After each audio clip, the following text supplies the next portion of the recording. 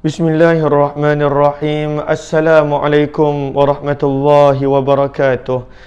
Bismillah, alhamdulillah, wassalatu wassalamu ala habibillah Sayyidina Muhammad ibn Abdillah wa ala alihi wa sahbihi wa mawalah. Allahumma rabbi syrah lana sudurana wa yassir lana umurana wahlul 'uqdatam min alsinatina yafqahu aqwalana. Allahumma faqqihna fid din wa 'allimna at-ta'wil. Allahumma alhimna marashid umurina wa a'idna min shururi anfusina birahmatika ya rabbal alamin walhamdulillahi rabbil alamin. Ahlan kepada sahabat-sahabat semua, salam Sayyidul Ayyam, penghulu segala hari-hari Jumaat. Moga-moga setiap daripada kita dilimpahi dan dicucuri rahmat daripada Allah Subhanahu wa taala. Jangan lupa untuk memperbanyakkan selawat dan salam peringatan untuk diri saya dan setiap daripada kita pada hari yang mulia ini. Jangan lupa untuk mengamalkan sunnah-sunnah yang mana ditunjuk ajar oleh baginda Nabi sallallahu alaihi wasallam pada hari yang mulia ini. Ahlan kepada semua sahabat-sahabat yang kelihatan di ruang komen, Kak Zimadon, Kak Safiyah Sapian, seterusnya Galid Sprit, Zainab Mahmud, Aminah Hitam, Fauzia Muhammad Yusof, Kak Karimah binti Abu Bakar, Safiyah Sapian, Elvira Aini Uthman, Zainab Mahmud, Z.A. Hashim, Samsiah Saleh, Galid Sprit, Yaya Lia, Mariani Sarbini, Azmir, Farida, Asia Sulaiman, Rujilah, Muhammad Yusof, Zaliha Kamaruddin, serta Siti Hajar Muhammad Nazir, Nisa Ali dan juga Jamaliyah Manab. Ahlan kepada semua. Waalaikumsalam warahmatullahi wabarakatuh. Kepada semua yang memberi salam, bagaimana suara saya pada pagi ini, pada pertemuan ini? Saya harap suara saya adalah jelas, insya-Allah. Lalu pada hari ini kita nak sambung pada siri yang ke-76. Alhamdulillah, dalam perkongsian Asy-Syama'ilul Muhammadiyah. Dan kita telah tiba, Allahumma salli ala Sayyidina Muhammad, pada tentang ibadah Nabi SAW. Lalu dah beberapa hari kita tidak buat syama'il dan kita telah tiba. Tapi Alhamdulillah, semalam kita telah khatamkan ringkasan syama'il. Kita telah pelajari setiap bab berkaitan dengan Nabi SAW daripada Tuan Guru Al-Fadil Ustaz Hazri Hashim Al-Bindani rahimahullahu ta'ala. Moga Allah pelihara dan juga Allah Subhanahu wa ta'ala sentiasa menganugerahkan kesihatan kepada beliau. Lalu kita telah tiba pada muka surat yang ke-205. Kita telah tiba pada muka surat yang ke-205, pada riwayat yang ke-265, pada bab yang ke-40, menceritakan tentang ibadah Nabi sallallahu alaihi wasallam. Lalu ramai yang kata suara jelas, terima kasih. Ahlan kepada yang baru bersama. Waalaikumsalam warahmatullahi wabarakatuh. Kepada sahabat-sahabat yang baru bersama, mohon jasa baik untuk bantu share, bantu untuk kongsi, bantu untuk sebar luas. Moga-moga lebih ramai yang beroleh manfaat. Lalu daripada 56 bab yang ada dalam kitab Syama'il Muhammadiyah, kita telah selesai 39 bab dan kini kita berada pada bab yang ke-40, bab yang panjang menceritakan tentang ibadah baginda Nabi sallallahu alaihi wasallam. Daripada 416 riwayat yang ada pada kitab ini, kita telah tiba pada riwayat yang ke-265. Ahlan kepada sahabat, terima kasih kepada yang memberi maklum balas, terima kasih. Jom kita perhatikan riwayat yang ke-265. Namun sebelum daripada itu, apa kata kita perbetulkan dahulu niat. Moga-moga pertemuan kita adalah kerana Allah Subhanahu wa ta'ala. Nawaitu ta'alluma wa ta'lim wa tadhakkura wa tadhkir wa naf'a wal intifa' wal ifadata wal istifada wal hatha ala tamassuki bi kitabillah wa sunnati rasulillahi sallallahu alaihi wasallam wa du'a'i ilal huda wa dalalati على الخير ابتغاء وجه الله ومرضاته وقربه وثوابه آمين آمين يا رب العالمين. Lalu jom kita perhatikan riwayat yang ke-265 menceritakan tentang ibadah malam Nabi. 3 riwayat pertama yang ada pada bab ini adalah matanya lebih kurang sama, yang mana ketika mana Nabi ditanya kenapa Nabi beribadah sehingga bengkak kaki padahal telah diampunkan dosa-dosa baginda, maka jawapan Nabi memberi pengajaran kepada kita, afala akunu abdan syakura, tidakkah patut aku menjadi hamba yang bersyukur? Maka kita telah belajar betapa pentingnya untuk beribadah dengan perasaan syukur, bukan beribadah kerana sekadar nak diampunkan dosa, tetapi beribadahlah dalam keadaan untuk kita menjadi hamba yang bersyukur. Seterusnya kita berada pada muka surat yang ke-205. Kita baca dahulu sanad dan juga matanya. Wa bihi ilaihi qala haddatsana Muhammad bin Bashar qala haddatsana Muhammad bin Ja'far qala haddatsana Syu'bah an Abi Ishaq an al-Aswad bin Yazid qala sa'altu Aisyah radhiyallahu ta'ala anha an salati Rasulillah sallallahu alaihi wasallam bil-lail faqalat kana yanamu awwal al-lail thumma yaqum فإذا كان من السحر أو ترى ثم أتى فراشه فإذا كان له حاجة ألم بأهله فإذا سمع الأذان وثب فإن كان جنبا أفاض عليه من الماء وإلا توضأ وخرج إلى الصلاة صلى الله عليه وعلى آله وصحبه وبارك وسلم. Maka kita lihat, haddatsana Muhammad bin Bashar, haddatsana Muhammad bin Ja'far, haddatsana Syu'bah daripada Abi Ishaq daripada Al-Aswad bin Yazid radhiyallahu taala anhu berkata, maka beliau bertanya kepada Sayyidatina Aisyah radhiyallahu taala anha. Apakah dia bertanya? Dia bertanya kepada Aisyah radhiyallahu taala anha tentang solat baginda Nabi SAW pada waktu malam. Bagaimanakah ibadah Nabi sallallahu alaihi wasallam pada waktu malam? Maka Aswad telah bertanya kepada Aisyah tentang bagaimanakah ibadah Nabi sallallahu alaihi wasallam pada waktu malam. Maka apa kata Aisyah? Beliau menjawab, baginda Nabi sallallahu alaihi wasallam tidur pada awal malam. Lalu Nabi tidur awal. Cumanya kita telah belajar pada sebahagian waktu Nabi ada juga berbincang, bersembang dengan para sahabat baginda, tetapi baginda Nabi SAW tidur pada awal malam, sehinggalah kalaulah malam itu dibagi pada 6 bahagian, kata Imam Bajuri, maka Nabi akan tidur pada 3 bahagian pertama, 3/6 malam. Kalaulah malam itu diberi kepada 6 bahagian, maka Nabi akan tidur pada bahagian sampailah kepada penghujung bahagian ketiga malam, separuh malam. Lalu Nabi akan tidur pada separuh malam. Selepas daripada itu, maka baginda Nabi SAW akan bangun untuk solat. Nabi SAW akan bangun untuk solat. Summa yakum. Kemudian Nabi SAW akan bangun untuk solat, dan Nabi akan solat. Kalaulah malam itu diberikan kepada 6 bahagian, Nabi akan solat pada bahagian yang keempat dan juga bahagian yang kelima. 4/6 dan juga 5/6 malam Nabi SAW akan beribadah. Dan inilah amalan Nabi SAW. Namun kadang-kala ada yang Nabi buat lebih daripada itu. Sebab itu kita kena gabungkan dengan riwayat-riwayat sebelum ini, yang mana Nabi SAW beribadah sehingga bengkak kaki baginda SAW. Namun kebiasaannya, kata Aisyah, beginilah cara Nabi SAW. Nabi akan tidur selepas daripada Isyak. Kita kadang-kadang tidur lewat pukul 1, pukul 2 dan sebagainya. Tetapi Nabi SAW tidur awal sehingga datangnya separuh malam, 3/6 daripada malam berlalu, Nabi akan bangkit dan kemudian Nabi SAW akan beribadah.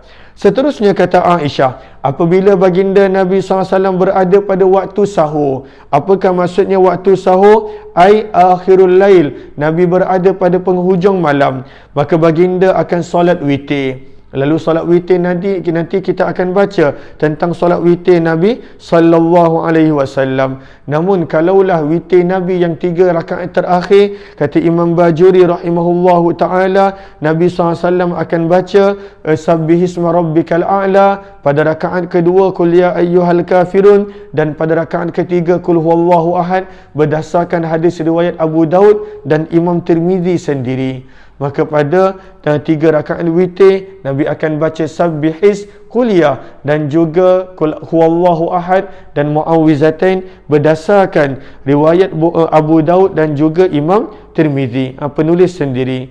Maka Nabi SAW akan berwitir pada penghujung malam. Sahur maksudnya di sini ai akhirul lail, pada penghujung malam. Apabila baginda berada pada waktu sahur, iaitu penghujung malam, maka baginda Nabi sallallahu alaihi wasallam pada waktu itu akan datang ke tempat tidurnya. Nabi SAW akan datang ke tempat tidur baginda untuk apa? Untuk baginda tidur. Bilakah Nabi tidur? Pada bahagian ke-6 malam yang terakhir, sudus akhiril lail, iaitu 1/6 terakhir daripada malam. Kita telah sebut tadi yang Imam Bajuri menyebut, kalaulah malam itu diberi kepada 6 bahagian, Nabi akan tidur sampailah kepada 3 bahagian pertama, kemudian beribadah pada waktu itu pada bahagian ke-4 dan ke-5, dan pada bahagian yang ke-6 ketika mana hampir dan dekatnya kepada subuh, maka pada waktu itu baginda Nabi sallallahu alaihi wasallam akan bangkit dan bagi Nabi SAW akan berehat. Sebab itu disebut di sini, kemudian baginda datang ke tempat tidur baginda pada penghujung malam, pada bahagian yang terakhir malam, bahagian yang ke-6 malam, kalaulah malam itu diberikan kepada 6 bahagian, maka Nabi akan berehat. Kenapa? Kata Imam Bajuri rahimahullah ta'ala, supaya Nabi SAW bangkit dalam keadaan segar, dalam keadaan bertenaga untuk subuh, dan tidak lagi berehat selepas subuh. Lalu itu tujuan dia. Kenapa baginda Nabi SAW tidur pada penghujung malam? Supaya pada waktu itu Nabi bangkit dalam keadaan segar, dan pada waktu itu dalam keadaan bertenaga untuk subuh. Lalu baginda Nabi SAW tidak lagi berehat selepas daripada subuh. Kita kadang-kala lepas subuh kita sambung lagi tidur. Walaupun kalaulah selepas daripada waktu isyraq tidak masalah, namun janganlah kita tidur selepas daripada subuh. Moga Allah pelihara saya dan setiap daripada kita. Lalu selepas daripada witir Nabi akan berehat. Nabi SAW akan berehat selepas daripada witir. Namun kalaulah pada waktu itu Nabi ada hajat dengan isteri baginda, apabila baginda mempunyai hajat, maksudnya baginda nak bersama dengan isteri baginda, baginda akan mendekati keluarganya, maka baginda tidak akan tidur.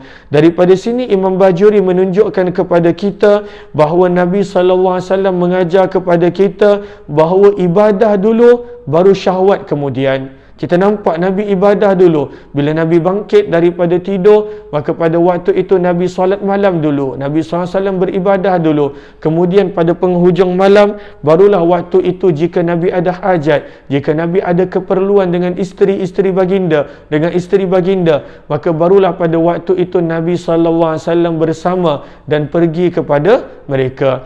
Namun kalaulah tidak, Nabi SAW akan berehat. Sebab itu di sini kata Imam Bajuri rahimahullahu taala, wa yu'khadhu minhu, daripada riwayat ini kita boleh ambil pengajaran bahawa Nabi SAW mendahulukan solat malam, barulah kemudian Nabi SAW jika ada hajat dengan isteri baginda, Nabi SAW bersama dengan mereka. Fa innal jadir, maka sesungguhnya selayaknya adaul ibadah, lakukan ibadah dahulu, barulah pada waktu itu menyempurnakan syahwah. Adaul ibadah qabla qada'i syahwah, kata Imam Bajuri rahimahullahu ta'ala. Maka daripada sini kita nampak, kalaulah selepas daripada ibadah pada penghujung malam itu Nabi SAW ada hajah dengan isteri baginda, Nabi akan bersama dengan mereka. Kalaulah tidak, Nabi akan berehat, Nabi akan tidur supaya bangun pada waktu subuh Nabi SAW bertenaga, dan pada waktu itu Nabi tidak rehat lagi. Maka sebab itu di sini kata Aisyah, Jika baginda mempunyai hajat, baginda akan mendekati keluarganya. Apabila Nabi SAW mendengar azan, maka baginda akan terlompat bangun. Terlompat bangun itu terjemah, tetapi maksudnya Nabi akan segera bangun. Kalaulah Nabi rehat, Nabi akan segera bangun. Kalaulah pada waktu itu Nabi SAW telah bersama dengan isteri, pun Nabi SAW akan bersegera bangun. Menunjukkan segeranya Nabi SAW bangun ketika mana mendengar azan. Seterusnya kata Aisyah, sekiranya baginda berada dalam keadaan junub, baginda akan menuangkan sebahagian air ke atasnya, iaitu mandi. Kalaulah baginda telah bersama dengan isteri baginda, pada waktu itu telah masuk waktu subuh, baginda Nabi SAW akan mandi. Namun di sini dalam perkataan asal bahasa Arab menggunakan perkataan afadha alaihi minal ma', adanya perkataan ma' dan mina, adanya perkataan min, dan min itu memberi makna sebahagian. Min itu memberi makna sebahagian. Maka Nabi akan curahkan sebahagian air ke atas tubuh badan baginda. Di sini Imam Bajuri menunjukkan kepada kita daripada min itu menunjukkan Nabi SAW berjimat dalam menggunakan air. Nabi tidak membazir walaupun untuk mandi wajib. Sebab itu daripada sini kita nampak wa asyara, kata Imam Bajuri, kita boleh lihat daripada isyarah perkataan min yang memberi makna tab'idiyah ila talabi taqlilil ma', pentingnya untuk menggunakan air yang sedikit, wa tajannub, dan menjauhkan diri daripada israf, daripada membazir walaupun mandi wajib. Maka pada waktu itu hendaklah pada waktu itu berjimat dalam menggunakan air. Kita kadang-kala mandi kita tidak berjimat, gosok gigi kita tak berjimat, maka pada waktu itu adalah israf, pembaziran. Maka gunalah sekadar yang perlu. Maka sebab itu pengajaran yang kedua daripada sini adalah kita lihat bagaimana baginda Nabi SAW tidak membazir, kata Imam Bajuri rahimahullahu ta'ala. Maka baginda akan menuangkan air ke atasnya. Daripada terjemahan kita tidak nampak, namun daripada perkataan bahasa Arab kita akan lihat di situ adanya min, ay minal ma'. Jika tidak dalam keadaan junub, baginda akan berwuduk dan keluar untuk solat. Namun kita telah baca pada riwayat sebelum ini, Allahumma salli ala Sayyidina Muhammad, kita telah baca pada riwayat sebelum ini, sebentar, pada riwayat yang ke-259, pada riwayat yang ke-259 pada muka surat 200, yang mana kadangkala bila Nabi bangkit daripada tidur, yang Nabi lakukan pada penghujung malam, Nabi tak berwuduk kerana para Nabi alaihimussalatu wassalam mata mereka sahaja yang tidur, dan pada waktu itu hati mereka tidak tidur. Dan ini hanya khusus untuk Nabi SAW, seperti mana yang kita telah pelajari bersama dengan Al-Fadhil Ustaz Hazri semalam, dan juga pada riwayat yang ke-259 pada muka surat 200. Lalu kadangkala kita gabungkan kedua-dua riwayat. Kadangkala bila Nabi bangkit daripada tidur pada penghujung malam, Nabi berwuduk, dan kadangkala Nabi tidak berwuduk. Maka inilah riwayat yang menceritakan tentang ibadah Nabi sallallahu alaihi wasallam.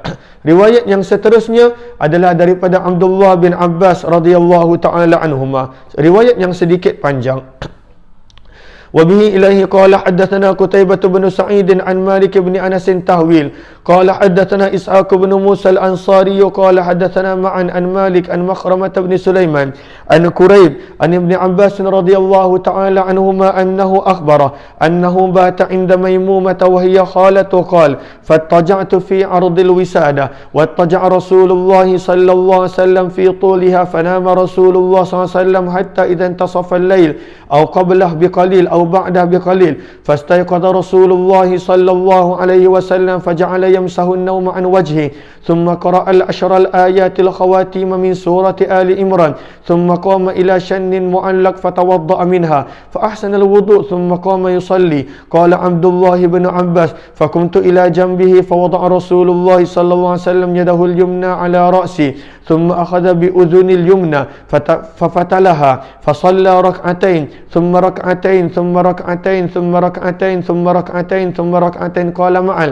6 مرات ثم أوتر ثم اضطجع حتى جاءه المؤذن فقام فصلى ركعتين خفيفتين ثم خرج فصلى الصبح صلى الله alaihi wasallam. Maka ini adalah riwayat yang sedikit panjang, riwayat yang terkenal, riwayat daripada Abdullah bin Abbas radhiyallahu taala anhuma. Lalu kita lihat kebanyakan riwayat tentang salat malam Nabi adalah daripada isteri-isteri Nabi sallallahu alaihi wasallam dan juga pada waktu itu daripada Abdullah bin Abbas radhiyallahu taala anhuma. Haddatsana Qutaibah bin Sa'id daripada Malik bin Anas tahwil, beralih kepada riwayat yang lain. Ada dua riwayat yang digabungkan di sini.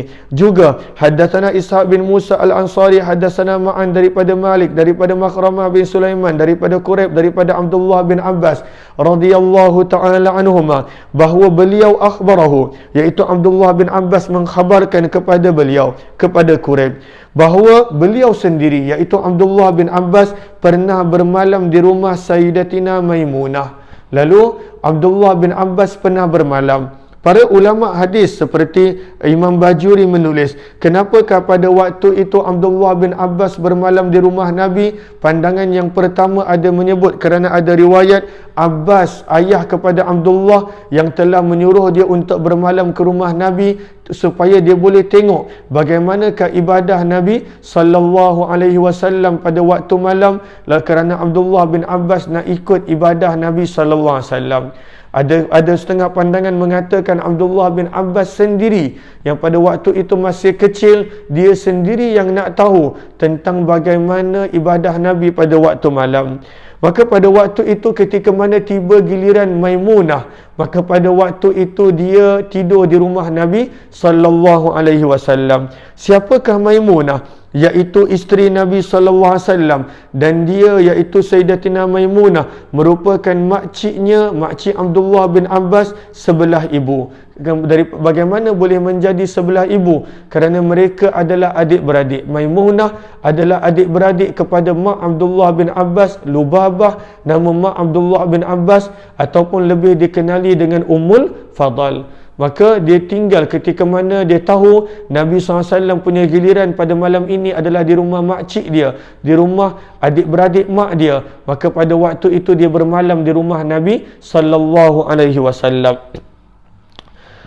Abdullah bin Abbas berkata, aku berbaring pada bahagian lebar bantal dan baginda Nabi SAW berbaring pada bahagian panjang bantal. Mereka kongsi bantal. Daripada sini kita nampak betapa sederhananya Nabi SAW, kecilnya rumah baginda, dan pada waktu itu mereka hanya mempunyai satu bantal.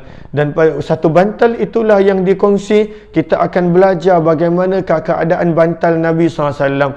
Bukanlah mewah seperti bantal kita yang mana letak kepala terus terlentuk terlena. Tidak. Dan kita punya bantal pun Masya Allah, kadang-kala kita rasa diri ini serba kekurangan, tak ada nikmat. Tetapi bantal kita pun macam-macam. Bantal untuk kepala 2 biji, bantal untuk peluk 3 biji, bantal untuk letak kiri kanan 2 biji. Tetapi kita nampak bagaimana bantal Nabi SAW hanya satu dan mereka tidur bertiga. Maka daripada sudut panjang bantal Nabi SAW dan Maimunah, pada sudut lebar bantal yang di tepi, maka pada waktu itu adalah Abdullah bin Abbas radhiyallahu taala anhuma. Maka Abdullah bin Abbas berkongsi bantal dengan Nabi sallallahu alaihi wasallam. Daripada riwayat ini kata Imam Bajuri rahimahullahu taala, wa yu'khadhu min dhalik, daripada ucapan ini maka boleh diambil pengajaran, boleh untuk seorang lelaki itu tidur bersama dengan isterinya ketika mana hadirnya mahram dia, ketika mana hadirnya mahramnya yang pada waktu itu mumayyiz. Kerana Abdullah bin Abbas sudah mumayyiz, maka kalaulah belum mumayyiz semestinya lagi boleh. Kalaulah yang sudah mumayyiz asalkan dia adalah mahram kepada isteri, maka pada waktu itu boleh untuk tidur bersama. Bahkan Nabi berkongsi bantal bertiga, Nabi, Maimunah dan juga dengan Abdullah bin Abbas radhiyallahu taala anhuma. Daripada riwayat ini juga kita boleh belajar, kata Imam Bajuri, bagaimana Nabi SAW sentiasa tidur bersama dengan isteri baginda. Nabi Nabi SAW sentiasa tidur bersama dengan isteri baginda. Maka inilah yang kita nampak, kata Abdullah bin Abbas, aku berbaring pada bahagian pada bahagian lebar bantal, dan baginda Nabi SAW berbaring pada bahagian panjang bantal. Maka baginda Nabi SAW tidur sehingga pertengahan malam, atau sebelum pertengahan malam sedikit, atau selepas pertengahan malam sedikit. Maka pada waktu itu dia tidak pasti. Kenapa? Sebab pada waktu itu tidaknya ada jam, tidaknya ada kemudahan untuk melihat waktu secara tepat. Maka baginda Nabi SAW tidur sampai separuh malam, bertepatan dengan riwayat Aisyah, Nabi SAW akan tidur seperti sampailah berlalunya separuh malam ataupun 3/6 malam. Kemudian Nabi SAW bangun daripada tidur. Abdullah bin Abbas dia tak tidur malam. Pada waktu itu dia memerhatikan amalan Nabi SAW. Maka kemudian, lalu bolehlah lepas ni suami isteri kongsi bantal. Kemudian baginda Nabi SAW bangun daripada tidur, menyapu kesan tidur di wajah baginda menggunakan tangan baginda. Dekat dalam riwayat ini tak disebutkan tangan, namun Imam Bajuri membawa riwayat-riwayat yang lain yang mana ada menyebut tangan. Maka baginda Nabi SAW menyapu kesan-kesan tidur daripada wajah Nabi menggunakan tangan baginda. Kemudian Nabi SAW tak bangun lagi. Bila Nabi bangun, punya detail kisah Abdullah bin Abbas. Abdullah bin Abbas perhatikan Nabi SAW. Maka Nabi membaca 10 ayat terakhir daripada surah Ali Imran. Itulah dia. Inna fi khalqis samawati wal ardi wa ikhtilafil laili wan nahar la ayatin li ulil albab alladhina yadhkuruna Allaha qiyaman wa qu'udah wa ala junubihim wa yatafakkaruna fi khalqis samawati wal ard rabbana ma khalaqta hadha batila subhanaka faqina adzaban nar. Nabi membaca sampai habis surah. Lalu Nabi membaca daripada surah itu daripada Inna fi khalqis samawat sampailah habis surah. Maka daripada sini pengajaran yang kita dapat, sunnah ketika mana bangun daripada tidur, jangan pergi masuk ke bilik air terus. Pada waktu itu baca dahulu mana-mana ayat Al-Quran. Dan daripada riwayat ini kita nampak digalakkan sunnah untuk membaca 10 ayat terakhir daripada surah Ali Imran. Maka pada waktu itu bagus untuk pada waktu itu Allahumma salli ala Sayyidina Muhammad, pada waktu itu untuk membaca ayat ini.